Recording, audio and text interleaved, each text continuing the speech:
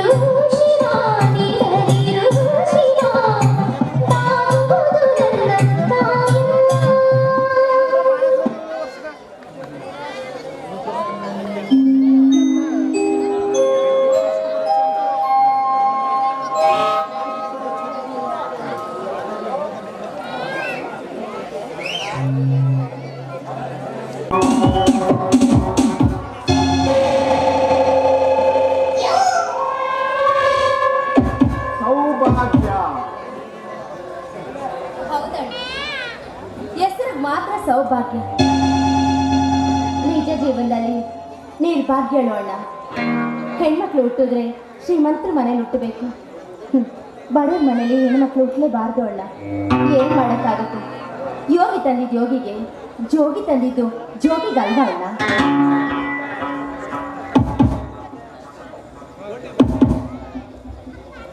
ಯೋಗಿನ ಜೋಗಿ ಮಾಡಿ ಜೋಗಿನ ಯೋಗಿ ಮಾಡೋ ಚತುರಚಾರಣಾಕ್ಷ ಈ ಮಾದೇಶ.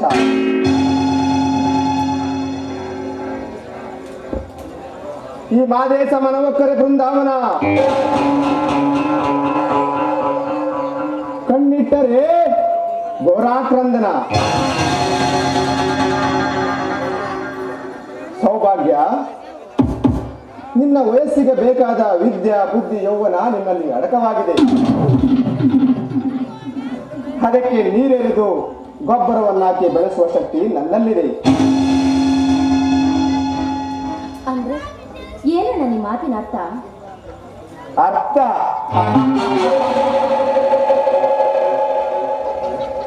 ನೀನು ನನ್ನವಳಾದರೆ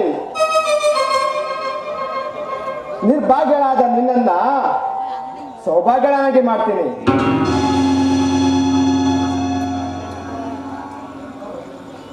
ಯಾಕೆಂದ್ರೆ ನನ್ನ ಮನದಲ್ಲೂ ನೀನೆ, ನನ್ನ ಮನಸ್ಸಲ್ಲೂ ನೀನೆ, ಈಗ ನನ್ನ ಮಂಚದಲ್ಲೂ ನೀನಾದರೆ. ಸಾಕು ಮುಚ್ಚೋ. ನಿನ್ನ ನರಿ ಬುದ್ಧಿ ಏನು ಅಂತ ತುಂಬಾ ಚೆನ್ನಾಗಿ ಅರ್ಥ ಆಯ್ತು. ನಿನ್ನ ಅಂತ ಜೊತೆ ನನಗೇನು ಮಾತು?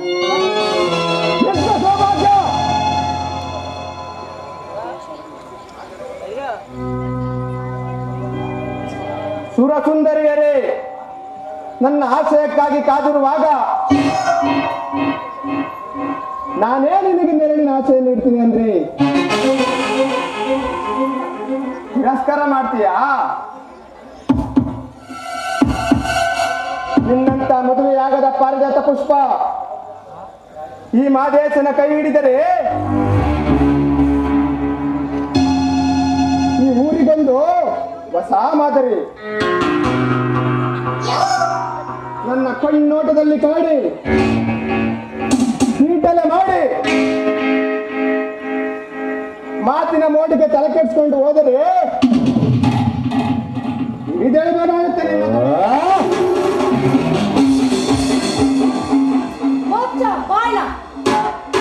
ಕಂಡ ಹೆಣ್ಮಕ್ಳನ್ನ ಕಾಮದಾಟ ಕರೆಯೋ ಕಾಮುಕ ಕಣ ನೀನು. ಕಾಮುಕ ಸೌಭಾಗ್ಯ ರಕ್ಷಕ.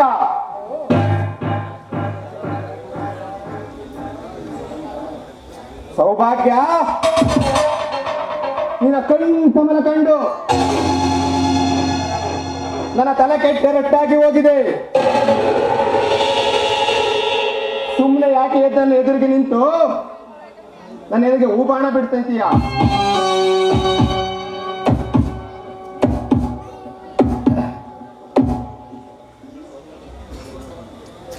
ನಿನ್ನ ಸಿರಿ ಸೊಬಗನ್ನು ಕಂಡು ಹಿಡಿತಾ ಇದೆ ಈ ನನ್ನ ತಲೆ.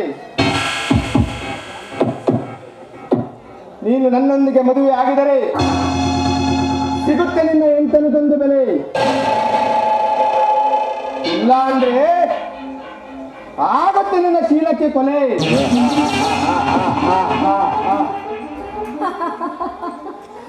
ನನ್ನ ಶೀಲನ ಕೊಲೆ ಮಾಡೋದಕ್ಕೆ ಪ್ರಯತ್ನ ಪಟ್ಟಿದ್ದೆ, ಆದ್ರೆ ಲುಕ್ ಮಿಸ್ಟರ್ ಮಾದೇಶ, ಈ ಸೌಭಾಗ್ಯಂಗೂ ತುಂಬಾ ಚೆನ್ನಾಗಿ ಗೊತ್ತಿದೆ ಆ ಬಲೆಯಿಂದ ಪಾರಗೋ ಕಲೆ ಕಾಣು.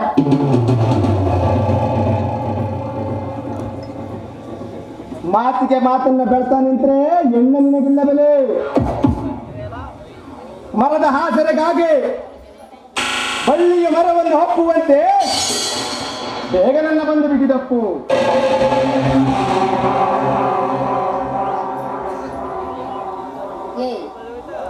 ಬುದ್ಧಿ ಶೂನ್ಯಳಾಗಿ ನಿನ್ನ ಮೆಚ್ಚಿ ಹುಚ್ಚು ಲೇಪನ ಹಚ್ಕೊಂಡು ಓಡಿ ಬರೋ ಹೆಣ್ಣಲ್ಲ ಕಣೋ, ಭಾರತದ ವೀರ ನಾರಿ ಕಣೋ.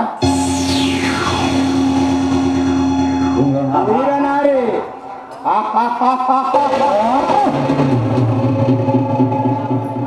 ವೀರನಾರಿ ಎಂದು ಗರಿಗೆಯುವ ಮಾತನಾಡುವ ಹೆಣ್ಣೆ, ನೀನು ನನ್ನವಳಾದರೆ ಬಣ್ಣ ಬಣ್ಣದ ವಜ್ರ ವೈಡೂರುಗಳಿಂದ ನಿನ್ನನ್ನು ಮುಚ್ಚಿ ನನ್ನ ಮಹಲಿಗೆ ರಾಣಿಯನ್ನಾಗಿ ಮಾಡುವೆ. ಯಾರ ಮಹಲಿಗೆ ಹೇಳು? ಈ ಮಾದೇಶನ ಅರಮನೆಗೆ. ಮಾದೇಶ, ನಿನ್ನ ಮನೆ, ಒಡವೆ, ವಸ್ತ್ರ ಎಕ್ಸೆಟ್ರಾ ಎಕ್ಸೆಟ್ರಾ ಏನೇನು ಇದೆಯಲ್ಲ, ಅದನ್ನೇನಿದ್ರು ವೇಶ್ಯೆ ವೃತ್ತಿ ಮಾಡೋ ಹೆಣ್ಣಿಗಿಟ್ಕೋ. ನಮ್ಮಂತ ಮಾನವಂತರು ಬರೀ ಹೆಣ್ಮಕ್ಳಿಗಲ್ಲ. ಹೀಗೆ ಬಲವಂತವಾಗಿ ನನ್ನನ್ನ ಮಾತಾಡೋದು ಕೆಣಕೋದು ಮಾಡಿದ್ರೆ ಎದ್ದು ಬಂದು ಎದೆ ಬದಿತಾರೆ ಕೊಡೋ ಈ ನನ್ನ ಸಮಾಜದ ಜನ. ಮಾದೇಶ, ಮಾನವಂತರ ಹೆಣ್ಣು ಮಕ್ಕಳನ್ನ ಹೀಗೆ ಮಾತಾಡಿಸ್ತೀಯ ಅಂದ್ರೆ ನೀನು ಜಾರ್ಣಿ ಹುಟ್ಟಿರೋ ಮಗ ಇರಬೇಕು ಬಿಡು.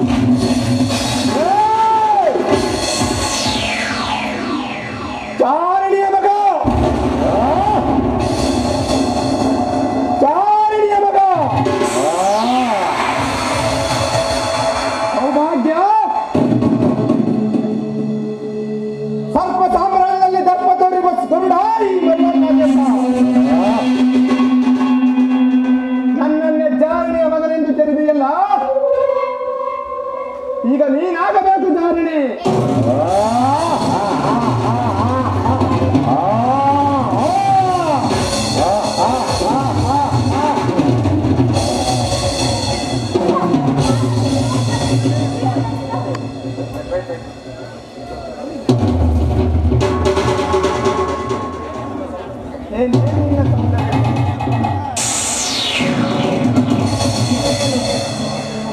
ನೀನೇನು ಊರ್ವಶಿಯೋ ತಂದೆಯೋ ಇಲ್ಲ, ಆ ದೇವೇಂದ್ರನ ಸಭಾಂಗಣದಲ್ಲಿ ನಿಲ್ಲುವ ನಕ್ಷತ್ರ ತಾರೆಯೋ.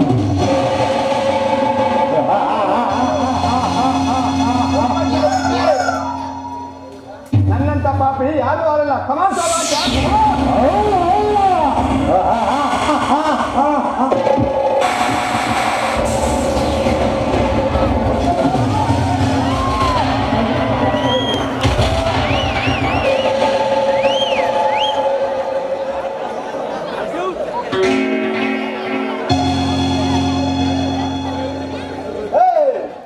ಇವಳನ್ನ ಯಾರಂತ ತಿಳ್ಕೊಂಡಿದ್ದೀರಾ?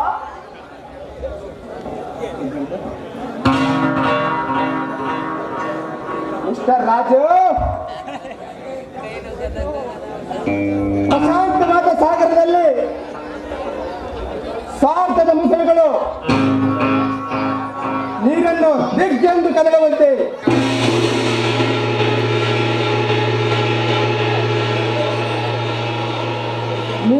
ಕೆಲಸವನ್ನ ಕೆಡಿಸಿಬಿಟ್ರಿ. ನೀವು ಈ ಊರಿನ ಮಾಣಿಕ್ಯ ರತ್ನ.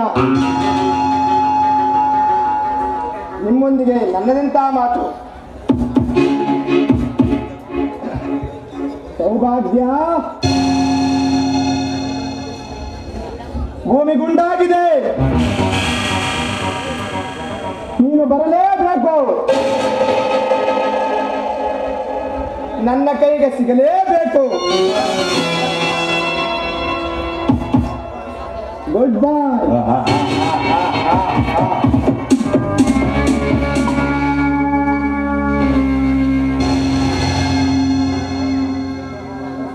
ಅಲ್ಲ ಸೌಭಾಗ್ಯ, ನೂತನಕ್ಕೆ ಒಬ್ಬಳೆ ಬಂದಿದೆಯಲ್ಲ, ಜೊತೆಯಲ್ಲಿ ಮಣ್ಣು ಕರ್ಕೊಂಡು ಬಂದೋದಾಗಿ ಸಮಯಕ್ಕೆ ಸರಿಯಾಗಿ ನಾನು ಬಂದಿದ್ದೆ ಸರಿವಾಯ್ತು.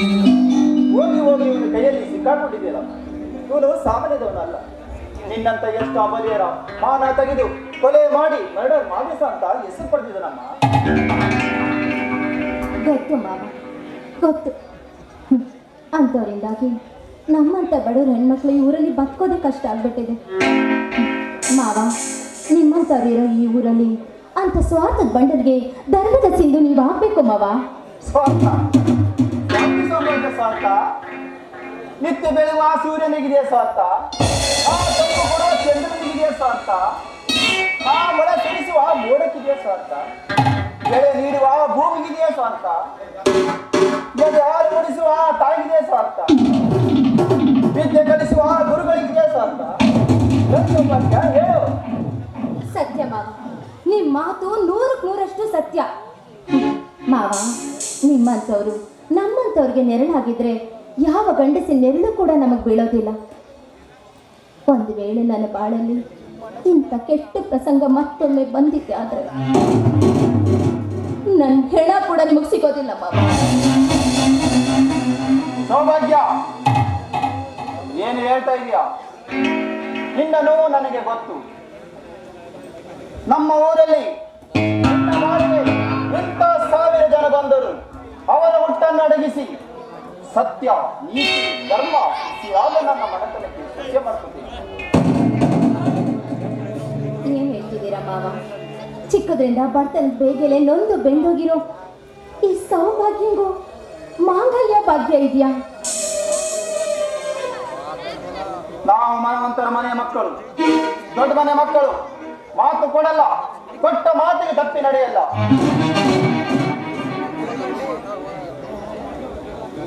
ನೀನೇ ನಮ್ಮ ಮನೆಗೆ ಸೊಸೆಯಾಗ ಬರಬೇಕೆಂದು ಆ ದೇವರನ್ನು ಗ್ರಹ ಇದ್ದರೆ ಅದನ್ನು ಯಾರಿಂದ ತಪ್ಪಿಸಲು ಸಾಧ್ಯವಿಲ್ಲ.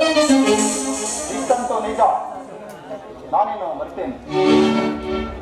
ಸೌಭಾಗ್ಯ, ಮಣ್ಣನಿಗೆ ನಾನು ಕೇಳಿದಂತೆ ಹೇಳಲ್ಲ. ಸರಿ ಮಾವ.